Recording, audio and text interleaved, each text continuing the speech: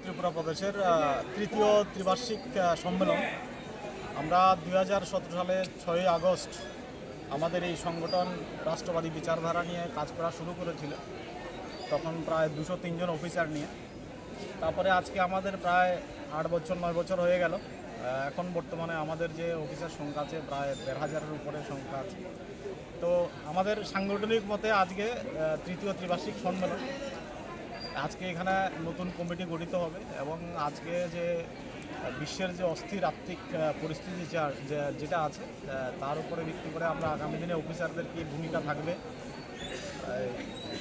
আমাদের যে স্বদেশী বিশেষ করে আমরা এই যে অস্থির পরিস্থিতি সেখানে আমরা যে একটা শিক্ষা পেয়েছি যে যদি কোনো দেশ আত্মনির্ভর যদি না হয় তারা এটা সমূহ বিপদের সম্মুখীন হতে হবে।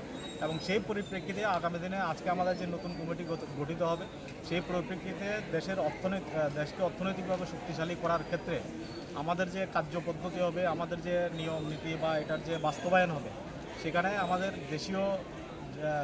দেশীয় পণ্য যেটা আছে বা দেশীয় উৎপাদন যেটা আছে সেটাকে কীভাবে সামনের দিকে এগিয়ে নেওয়া যায় এবং মানুষকে পুরো সম্পূর্ণ সমাজকে কীভাবে স্বদেশী পণ্য ব্যবহারের জন্য প্রেরণা যোগানো যায় সেরকমভাবে আমরা আগামী দিনে কাজ করব আজকে থেকে। আর এই কারণেই আজকে আমাদের ত্রিবার্ষিক সম্মেলন এবং সেখানে আজকে আমাদের সঙ্গে উপস্থিত থাকবেন আমাদের ত্রিপুরা রাজ্যের গর্ব, আজকে আমাদের প্রধান অতিথি পদ্মশ্রী শ্রী পরম পূজনীয় আমাদের চিত্তরঞ্জন মহারাজজি, এবং সেই সাথে ভক্তি সুধানন্দজি থাকবেন রামকৃষ্ণ মঠ থেকে। আমরা তারা